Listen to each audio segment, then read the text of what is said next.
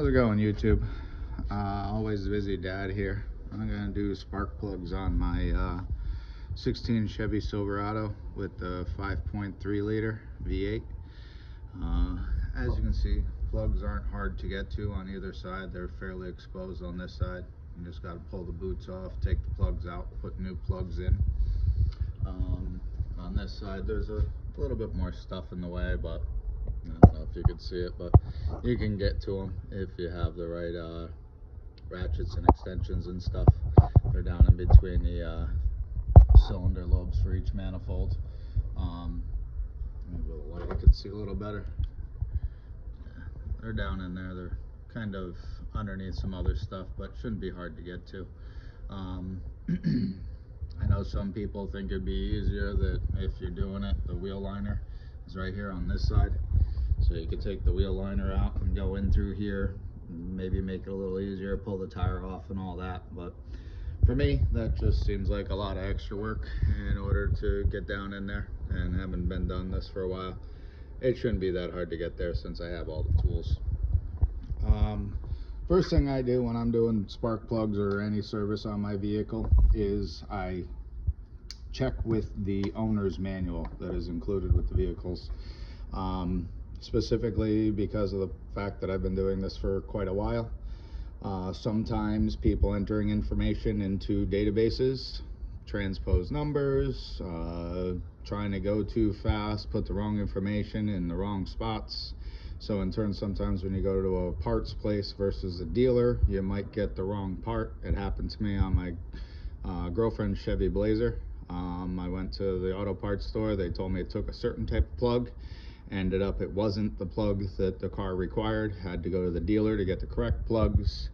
I believe in the video I did on the Blazers spark plugs, when I did them, it shows what I got from the auto parts store and what I got from the dealer and how vastly different they are. It ended up being the ends of them were far too wide and a little too short in order to fit into the spark plug ports. So I look up in the owner's manual to the vehicle. As you can see on this one here, it shows you I have the 5.3 liter V8. Same plugs go into the 6.2, but it'll give you a GM part number and then the AC Delco part number. So I always refer to this to make sure I get the correct parts when I go to an auto parts store.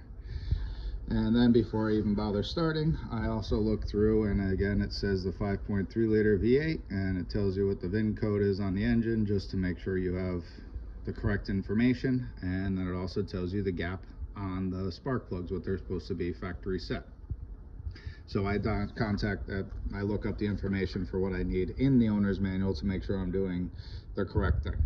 So as you can see, these parts, the 41-114, as the manual said, I required for my truck, and then that's the plug. And they're iridium spark plugs. They're supposed to be good for about 100,000 miles. I'm almost at 90 in my truck, so I figure I'm just going to do them now. And since, again, plugs are meant for various different vehicles, in order to make sure they're correct, I checked the gap in the book, which was supposed to be a 0.037 to 0.043 inch. The feeler gauges I have, the closest one I have is a 0.040, which will work. So I take the feeler gauge and I stick it down inside between the electrode and the end cap to make sure that it fits in there and my gap is set within the parameters that's set by the dealer for optimal efficiency in this vehicle. So I already did that on the first plug. I mean, these are feeler gauges. It's basically just a little metal slabs, and if you have them the right way, they all have numbers on them as to the sizes. I don't know how well you can see it, it's kind of hard with the light, but you can see they all have different markings as to what they are in millimeters and what they are in inches. So you just pull out the one that falls within the range that the vehicle says it needs. Again, 0.037 to 43 inches. I check that, put that on, check the first plug, and then I'm gonna start pulling plugs. So first thing you do, get out a spark plug socket,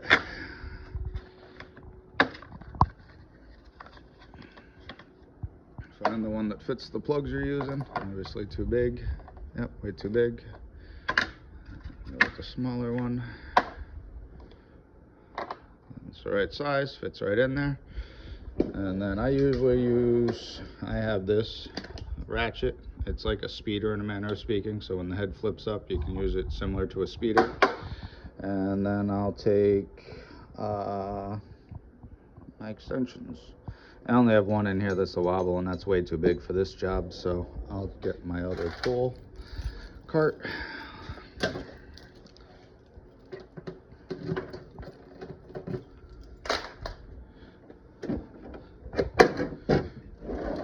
And I have more in there, so this one's broken, so that's the one I'd like to use, but it's broken, so I'll probably use this one, which will give me a little bit extra movement inside on the passenger side where it's a little harder.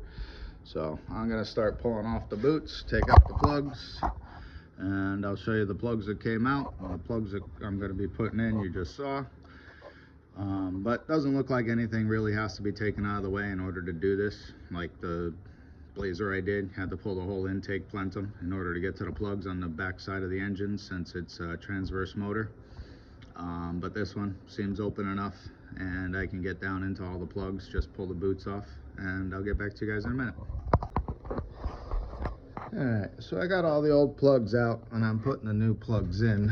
I noticed that on the back cylinder there and the one in front of it on the driver's side, because of the steering column shaft, it's a little easier if you get a longer extension and go to the back side of the steering column, unless you have the correct size short one that could fit in between where the spark plug is, the socket, and the steering column.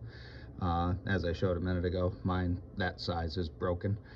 So I ended up going a little bit longer and just went behind the steering column in order to put them in and take them out and get them all tightened in. So this side's all done. I pulled out the wires just to have an overview of them to see what they look like. Make sure that they aren't like dry rotted, cracked, or causing an arc out in some manner. These little caps that on the end with the spring in them, they just slide right off. So you can inspect the boot that goes on the spark plug itself to make sure that the heat from the manifolds hasn't caused them to get deteriorated and possibly be an issue instead of dealing with the spark plugs.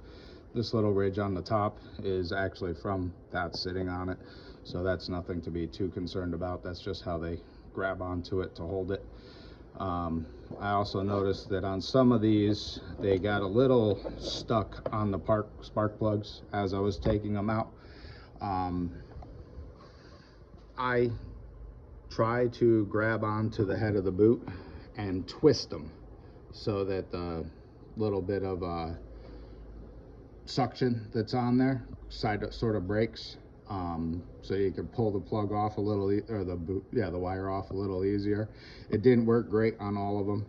I use the same trick when I'm trying to take off like a coolant hose or something. Sometimes where the clamp is, it gets kind of hard on there, so I'll usually take it and twist it back and forth to get it to free up so that it's freed, and then be able to slide it off once the clamp's out of the way.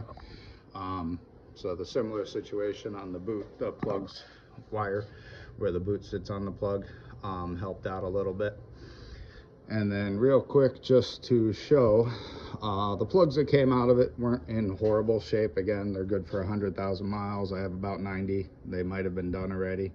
I mean, some of them are black, which could indicate a different issue on fuel mixture ratios and stuff. They're a little wet, but right before I brought it in, I also put some carbon eliminator into the intake and started it up to try to pull through the intake and the throttle body to clean out some of the carbon. And the green stuff on the back, yeah, you'd think it was corrosion. It's actually a GM form of a dielectric grease that they put up inside the plug wire and on the tip of the plug, so that when you put it together, it creates a moisture barrier so that you don't get an issue with misfire. Like if it's a wet day or you happen to drive through a puddle and the water shoots up and gets into the wire.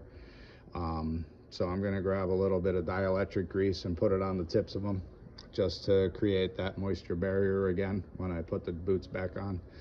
So I'm going to finish up on this side, then I'll go to the other side and show you guys where we're at. Alright guys, to do the passenger side plugs, I went a little farther with taking things apart. I took the intake plenum off, well, the intake, air intake housing, just to get a little more access down in there. And then also there's these hoses that go to your heater core. They just bolt plug up right to that bracket there. You see this little clip here. There's just 2 tabs on either side. You use pliers to pull them together, and then you can slide that out of the way to move these hoses up and out of the way a little bit better. Don't go too crazy moving those, because the fittings up in there where it goes into the firewall for the heater core are made out of plastic, and there is a issue with Chevys that they break just from normal time. So try not to flex those too hard, they could break. One of the reasons I went even farther and took off the little plastic cover that goes over the coil packs and everything is when I got to the back spark plug, I noticed all the carbon buildup around the housing for this one, which is the back plug. So I took that off to be able to get in there and see a little bit better. Turns out that the back bolt on my manifold closest to the firewall, the head broke off of it, and that's what that's from, is an exhaust leak leading to a little bit of carbon buildup on that.